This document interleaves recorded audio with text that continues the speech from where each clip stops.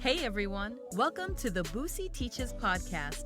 As we say here at Boucicaut Teaches, in a galaxy of learners, Boucicaut Teaches lights the way. As our host Tanya Boucicaut says to her students, come on in, relax, we'll be here a while. Let's get started. Welcome back, y'all. This is the second season of the Boucicaut Teaches podcast, and I am so excited to open up this season with someone who is so special. All of my former students are special. We have today Tyshaun Brewer. Let me tell y'all how we met. So 10 years ago, a little over 10 years actually, I had a kids theater company, a nonprofit. We were located in Second Baptist Church in Richmond, Virginia. And I just wanted to create a space for young people where they could learn about theater, learn about themselves, and as the mission went, so that they can unwaveringly chase after their dreams. And so I'm so excited to have Tyshaun here. But let me tell y'all how we got here. So a couple months ago, I got an email like late one evening, and it was from Tyshaun. Now, Tyshaun had no idea that I was doing this podcast season. And so he emails me and tells me about all the ways that I've impacted his life, which of course I'm so grateful for. But that's how we got here. But let's talk about 2014. So there I was in my 20s, y'all, and I was, I'm not gonna say a hot mess, but a warm mess. We'll say that.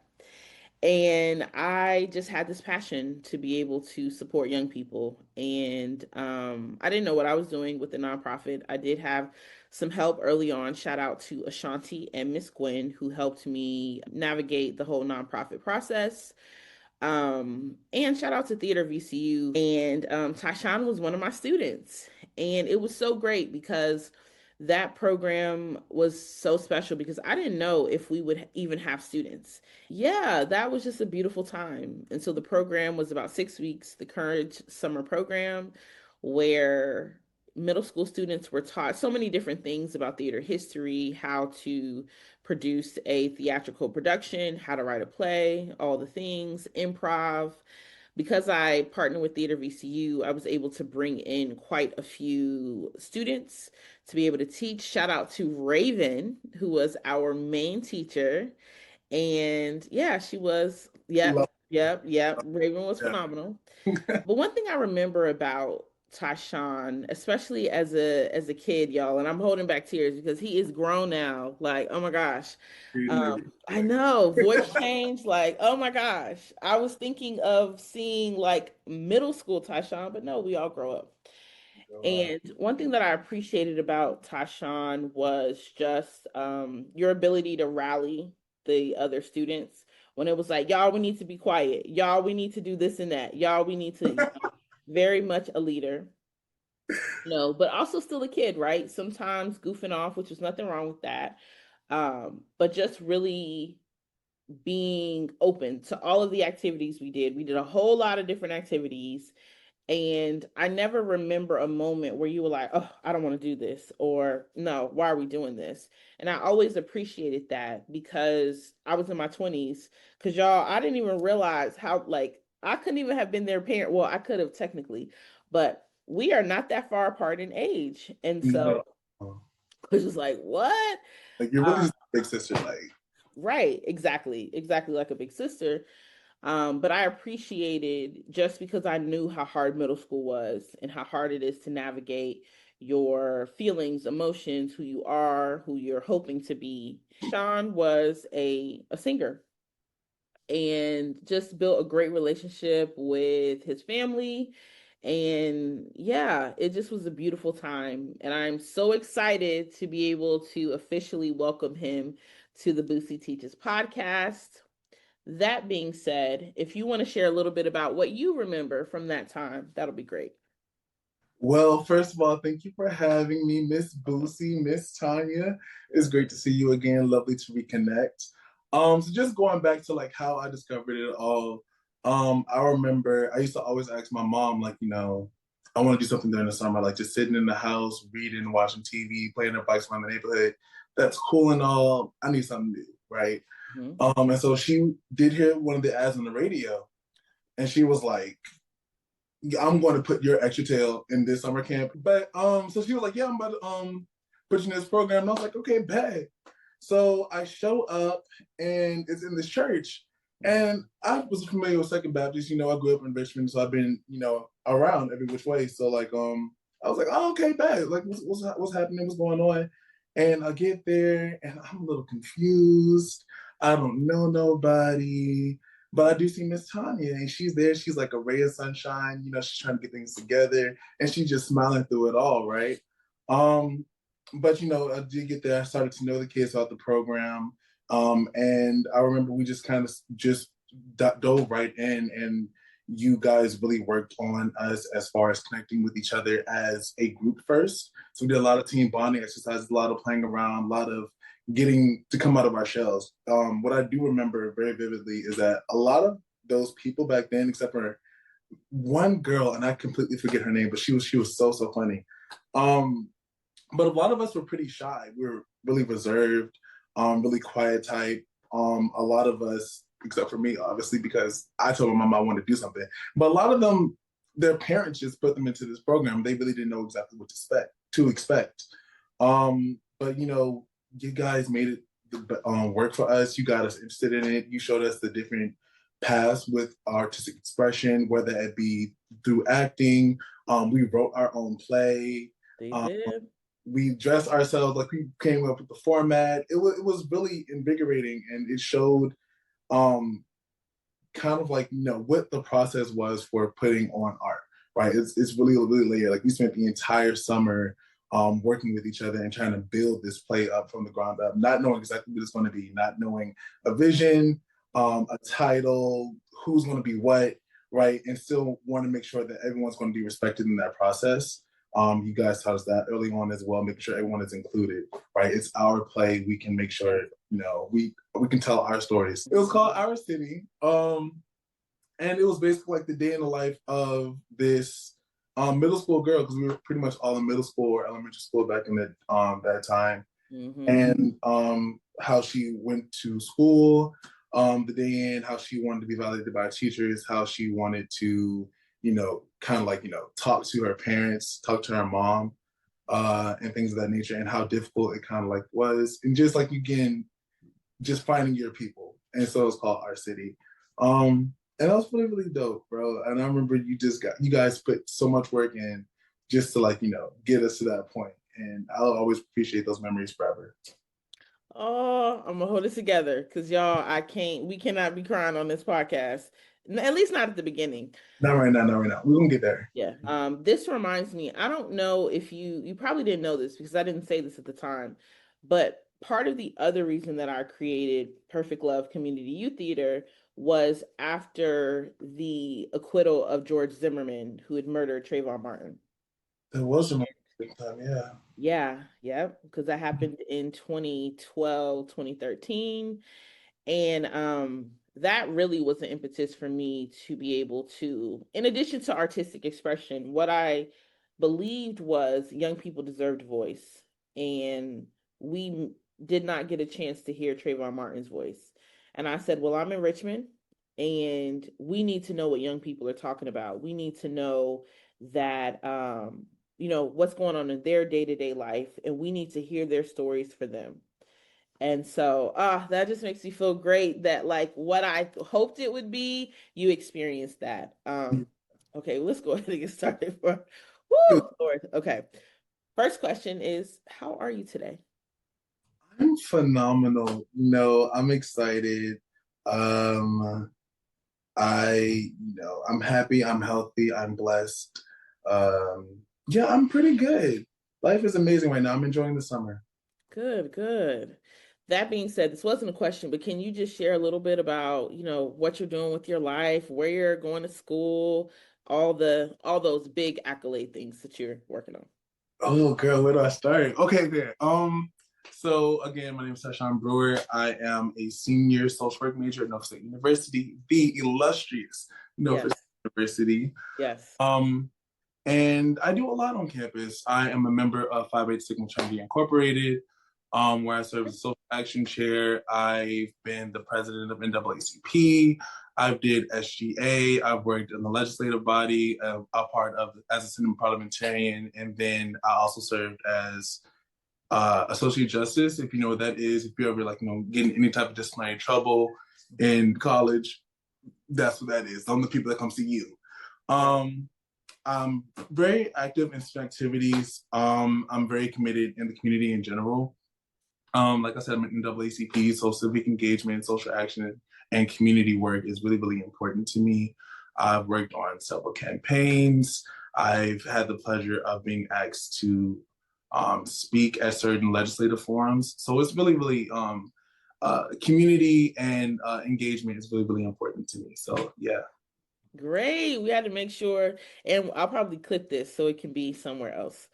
Yeah, so I had to make sure you got your shine. Thank you. I'm not a doctor yet. I ain't really teach nobody, no nothing. I ain't starting my own program from the bottom up yet, but I'm gonna get like you one day. Trust. Yeah, absolutely. Absolutely. That's important, to show folks the blueprint. You in high school. So I knew you were in middle school, a little bit in high school, but tell me a little bit about what kind of student were you in high school? Right. So like you kind of like already teased, I've always been a talker. Like, that's always been me.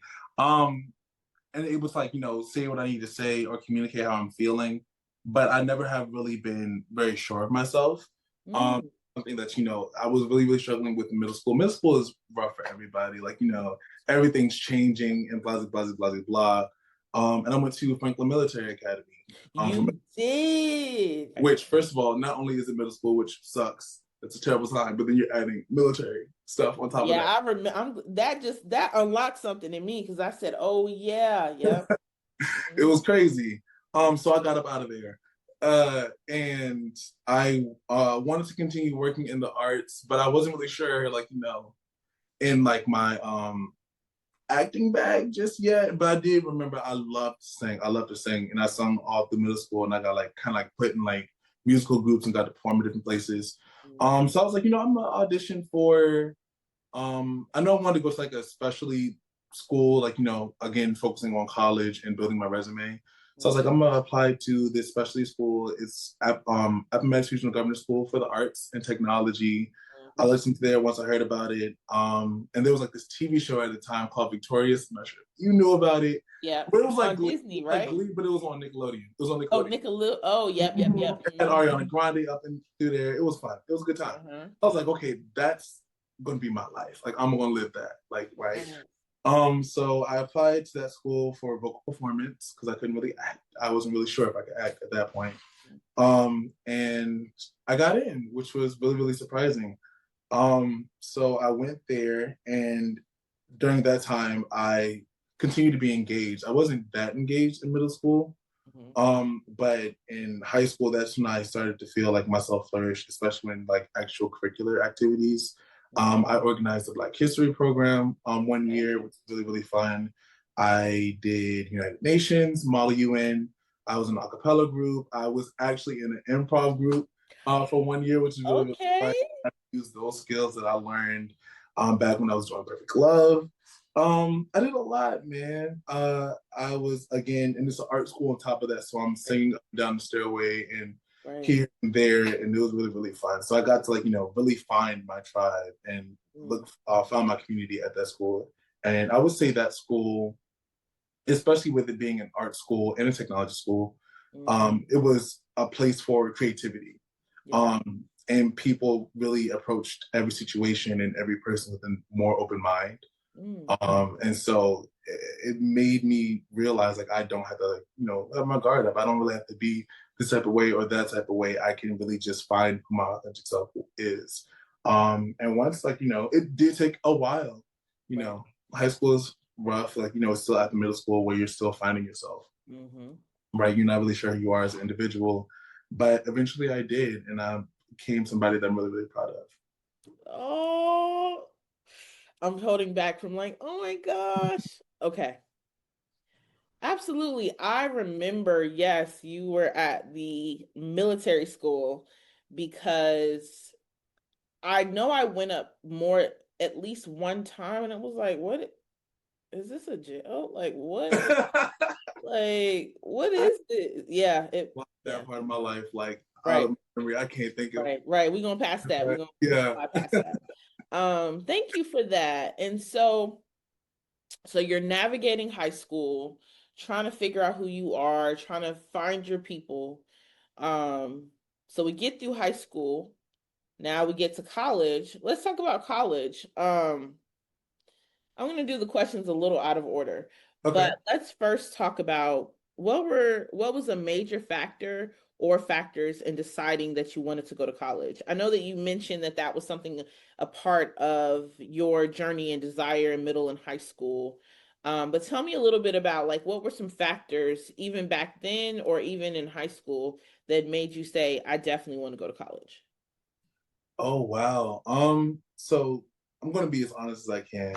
Please. Genuinely, there were a lot of factors that went into why I wanted to go to college. One of those things being, my mom had me when she was in high school, and she did get to go. She got 2 degrees actually. She got one from J. Sargent, and then she had her cosmetology degree from Virginia College. But she never really got to go to university. And then I had an uncle who recently just passed away, who actually did go to Norfolk State University, and he wasn't able to finish because he got distracted by a lot of things, right?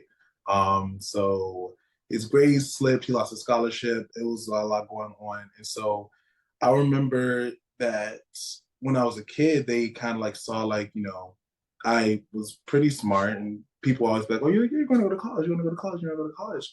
You're going to go to college, you're going to get a good job, you're going to be a success, right? That's the dream that they usually sell you at that time. I was like, okay, I'm going to go to college and get a good job and be a success.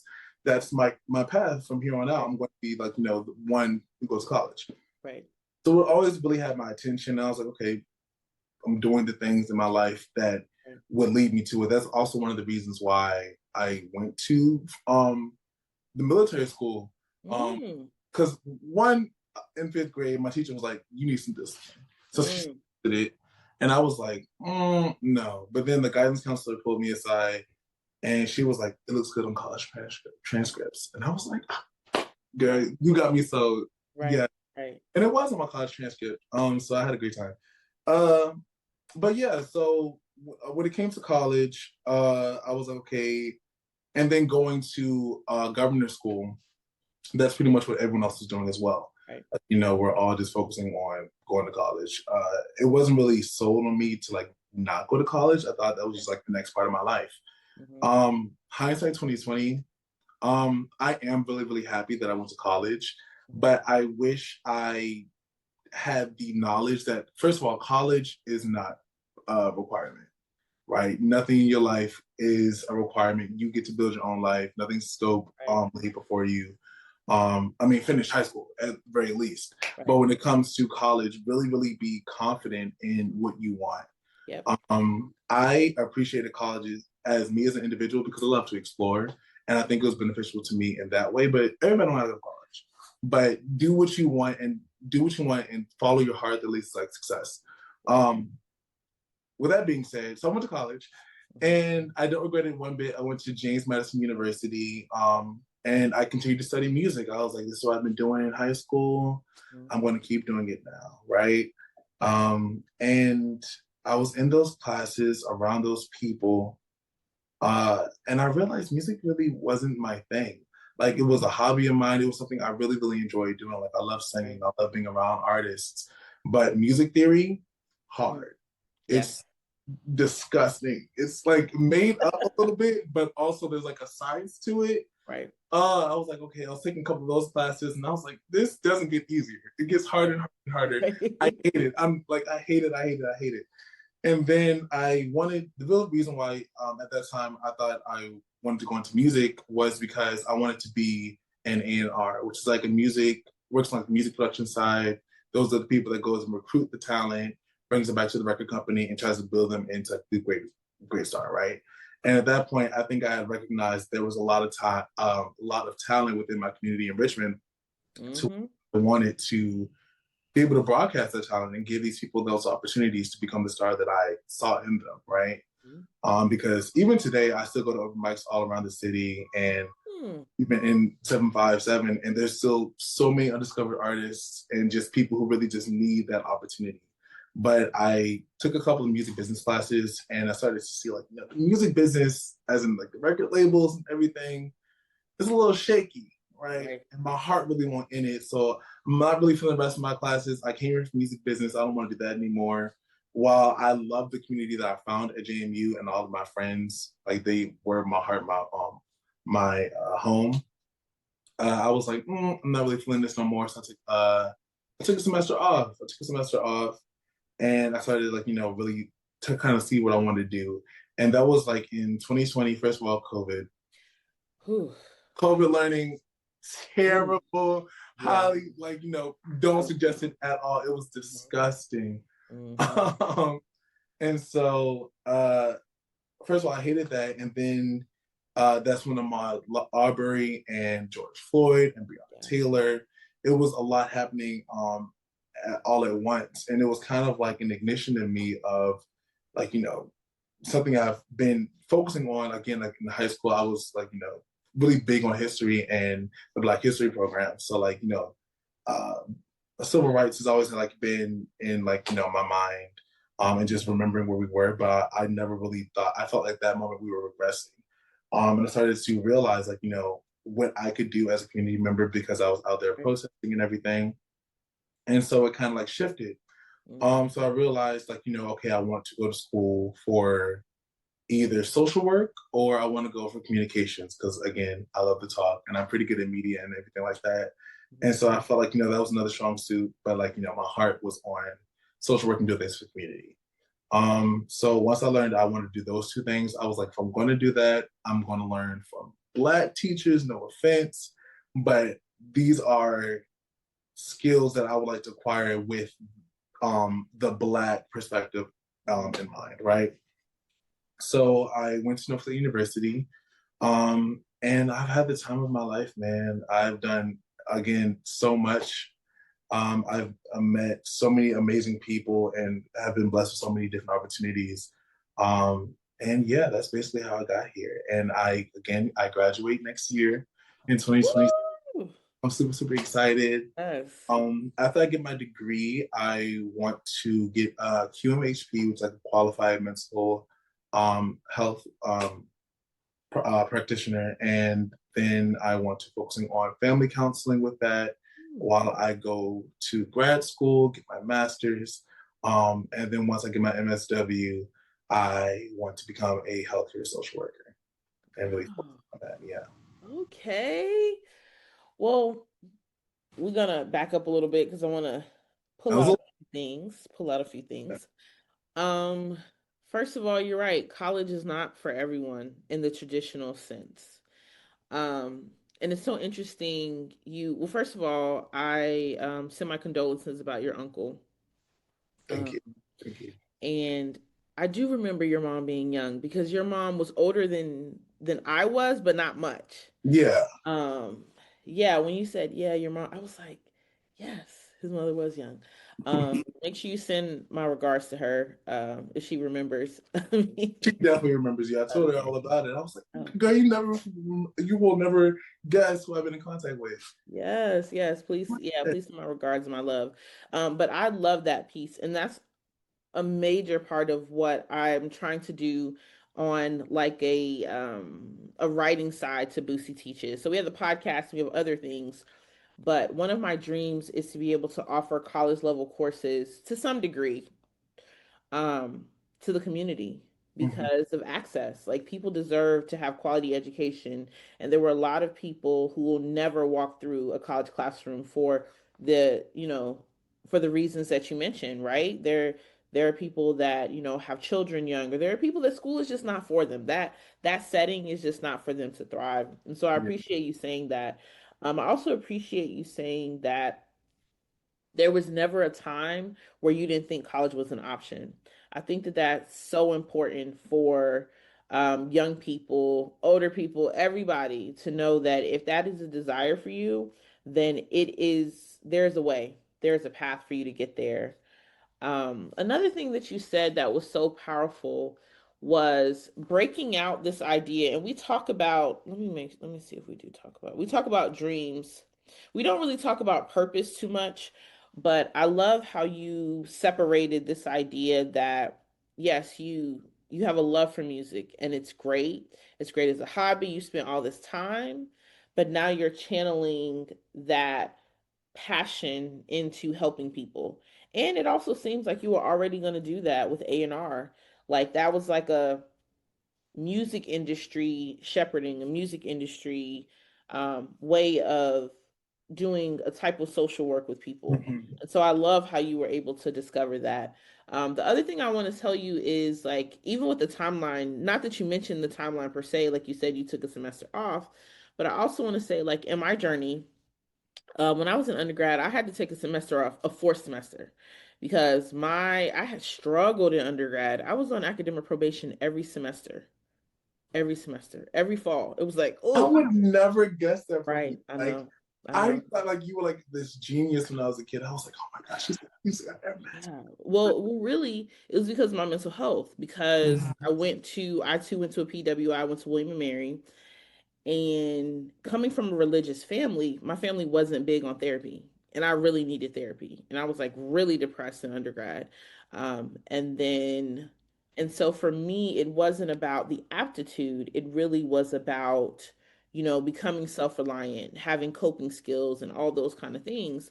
And so I say that to say that this whole timeline of like going to college at 18, graduating at 22, that's great, but that's not everybody's story, because Right. the beauty of your story is you had to go through some of these journeys to be able to find what you're most passionate about, what you believe your purpose is. And I just wanted to say that. So you talked about how your great experiences in Norfolk State, and I'm from the 757 Topwater. Even though some people call it Hampton Roads, it was just like, oh, I know you. Oh, okay, okay. So now when I go back, I'm not calling it Hampton Roads. Oh my No, God. it's tide water. Like Okay. yeah, tide water. So yeah, know a lot of people from Norfolk State. A lot of Mhm. family members went to Norfolk State. But let's talk about one of your best experiences. Do you have like one experience where you could say, "Oh my gosh, this was like so great," particularly when you were at particularly being at Norfolk State? Um, this is probably like, so typical and stereotypical, but like homecoming, man, like it's such a vibe. Like you really, and that's what, again, I love HBCUs because that compared to the PWI I went to, not saying there's no community at PWIs, but what I can say it didn't feel like family. When I Right. go to HBCU, these feel like family members, people who are honestly complete strangers to me. They treat me like a loved one, right? They go there, you can talk to anybody. They'll give you food, give you a little something, and you'll have a good time, man. And you'll find your flock. Like I remember I didn't go to my first homecoming because I remember I had friends who went to Norfolk State University and or who were like, a year or two ahead of me. Mhm. And because I was a transfer at that time. Mhm. And so they had already been there. And they was like, well, I'm not going. I have to do this, I have to do that, or they were this way or that way, or they were with this group of people. So I was like, I'm not going. And I regret that. But then the year next to it, I was like, I had like one little friend, me and my little friend, I grabbed her. I said, let's go. We're gonna find Yes. we went there, and with that confidence and that, just keep in mind, like, let's just find people, let's talk. And we found so many friends, and I had, meeting those friends letting me meet other friends and different experiences and everything. So like I love homecoming. That's probably my favorite part, yeah. Yes, like going to a like not to say it's like HBCU versus PWI, because I did go to Union for grad school. Mhm. But yeah, homecoming is a different feel. It is a family reunion. That's good. I'm glad that um you probably don't know this, but my PhD is actually surrounded by Norfolk State students. Yeah, so in 1989 there was a race, folks call it a riot. I would say a riot based on law enforcement and not on the students. But yeah, so in 1989 there was this party called Greek Fest, which was over a weekend, and it had been happening since 1980 in different areas. But basically, things came to a head with Norfolk State students and a few other people at the oceanfront in Virginia Beach. And so I bring that up to say that I definitely think you're in the right place, especially with the political activism. Norfolk State is really entrenched in political activism, as you've experienced. So yeah, I'm really glad that you're there. Let's transition a little bit to mentorship. Now we're getting meta conceptual. What does mentorship mean to you? Mentorship means to me, I think it is pouring into the future. Um, from the mentor perspective. Um, from the mentor perspective, it's pouring into the future. Like you're not going to know what's going to stick, but you're just throwing things at, like, you just hoping that, like, it'll all make sense to them at the end. Like, I'm sure, like, when you first started the Perfect Love program, like you said, you wasn't sure if it really meant anything or if it had any, like, longevity or withstanding to it. You were just doing what you love. And, like, that light shined through and it helped other people. It definitely affected me. And so I would say that's what that is. It's sharing light. Like, that's what mentorship is. It's sharing light and guidance to the future. And from the mentee perspective, it is just following those steps. Like, you're not sure what's up this mountain, but they say go up the mountain, and I can see if I want to go up there, I can venture up, and if I want to come back down, I'll come back down. But, like, I'll follow those steps right now, and hopefully I like the other side. Oh my gosh, the answers are so great. One thing, like when I'm about to cry, my nose is about to run. Let me just so I can feel it. So if you see me like go like this, then I'm about to cry. But I'm holding it. Absolutely. I mean, absolutely. I think that you can't have an ego when it comes to mentorship because it is about the reciprocal relationship with boundaries. Because sometimes there'll be mentors who reverse the relationship where all of a sudden you realize as a mentee that you mentoring your mentor. And it's like, this is not how this is supposed to work. So to transition that a little bit, let's talk about qualities for mentors. What do you think makes some great qualities for mentors? Well, just thinking about what you just said is, first of all, a boundary, right? You have to realize, like, you have this person who is looking up to you, right? Once that relationship is, like, established, you have to make sure that every action that you take with this person is in mind of that trust that they have with you. Yes. So you don't want to guide them into the wrong direction. You don't want to do anything to misjudge them. You want to be considerate of them and the effects that this will have on them long term. So that's another kind of thing with mentors. You have to be kind of considerate where the person that you're bringing up is coming from, right? And what you do, what their history has been, as well. And so with that, like, there might only be as much as you can do as a mentor. Like, you're not their parent. But you can just try your best, and know that in the long run, at least for me, because it's the mentors that I've had, in the long run, things will work out for them. You have to have that type of, like, hope or promise. Yeah. Oh, that was so great. Absolutely. That being said, let's talk about advice. So you have lived a great life. You're continuing to do that. What is some of the best advice a mentor has told you throughout the years? Oh, wow. I've had so many.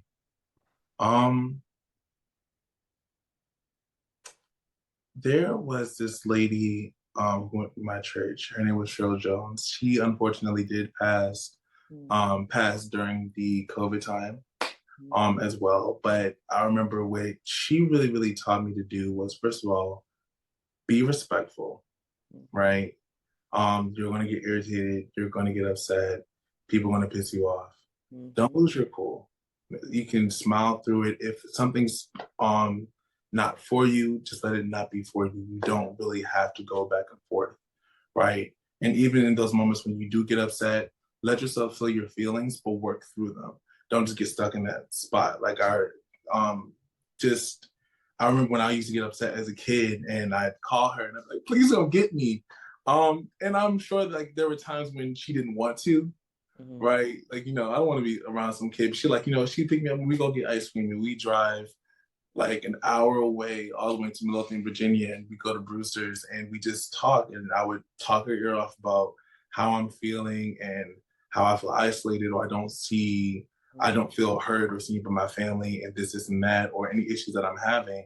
And she would genuinely just let me talk my talk, right? And so that type of patience is really, really important. So those are the type of lessons that I would say, that virtue of patience. I would say patience and checking yourself, making sure that you're in the place to really help out. If you're not in the place to help, or don't just be doing something to do it, make sure you you control yourself and yeah. I love that. Yeah. There's so many things we can do in life. Why not do things in a purposeful way?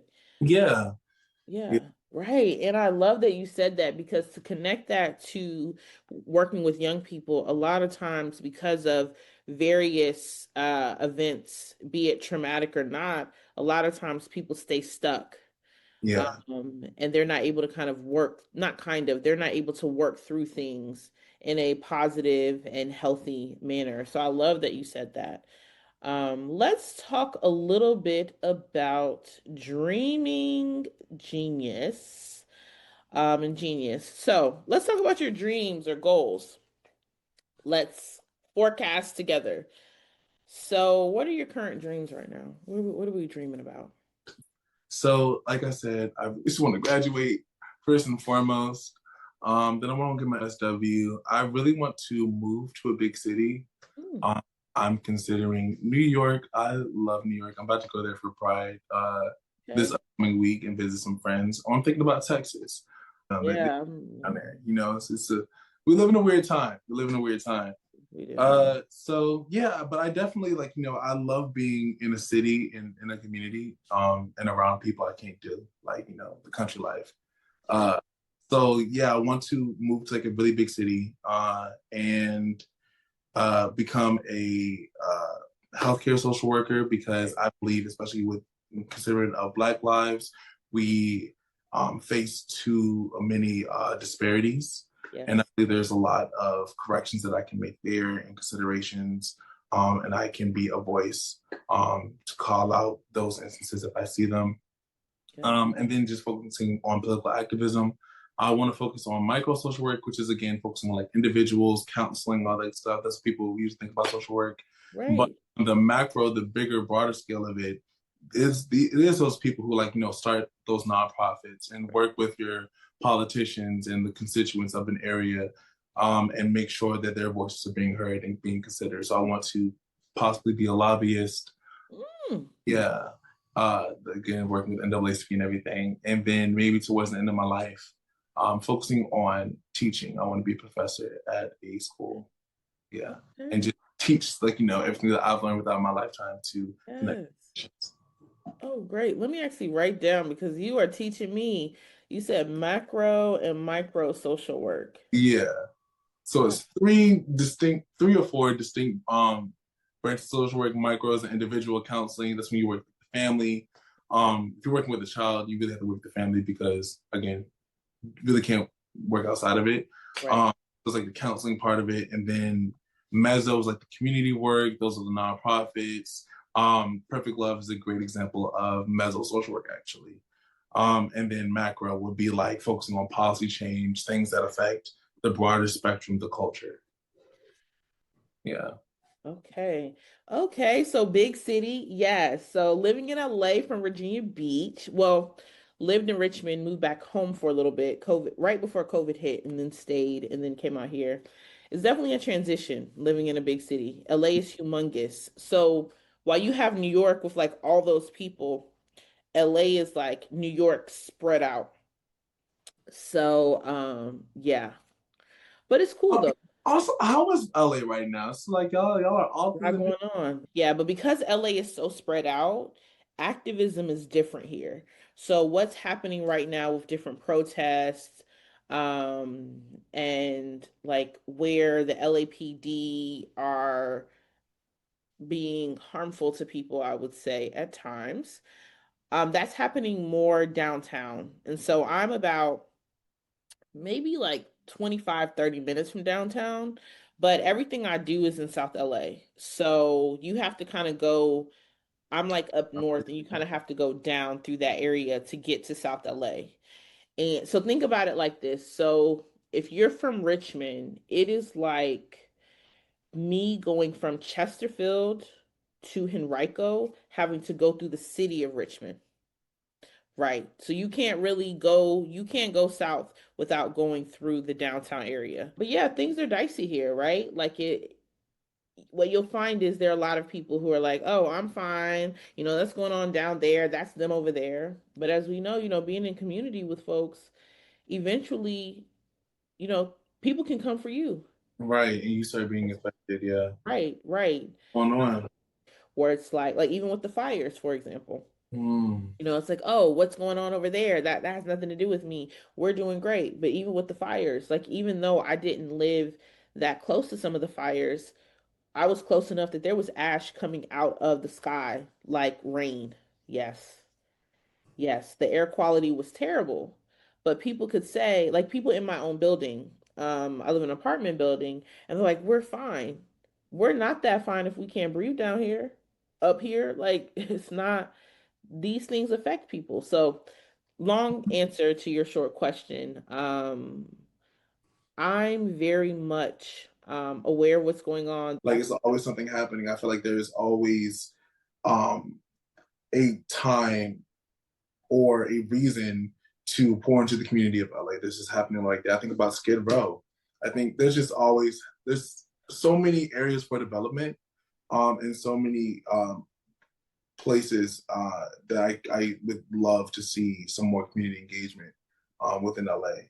I think that's another place that I just think about them a lot with reasoning, especially when it comes to like social advocacy. And so what's interesting is the Olympics are coming. So not only do we have the activism, yep, in 2028. Forgot about that. Yeah. Yeah. Yeah. Right. And so it's complicated, right? Because we're thinking about unhoused people. Mm-hmm. To some people, that's an unsightly scene. So even we're thinking about Skid Row, right? Where it's like, oh, those people over there, but we never talk about the journey of how did they get here? Everyone on Skid Row is not a choice, and people find themselves. I often use that language of people finding themselves. So much judgment. When the truth is that most of us are one mental health crisis, two paychecks away. Exactly. At any moment. Like these are not people who made bad choices. Like, these are people who fell or a victim of circumstance, right? But I feel like for there not to be consideration for people that you see, not only is there not a consideration for people that you see who are unhoused and are a victim of circumstance who are falling, and you really can't like place funds or direct programs or create programs to better the situation. Like even in Norfolk when I was there originally, what I first noticed is that there were a lot of unhoused people, like on every corner. I was like, okay, so what's going on in the city? Like, what are we doing to okay, is there a housing crisis? Which there is.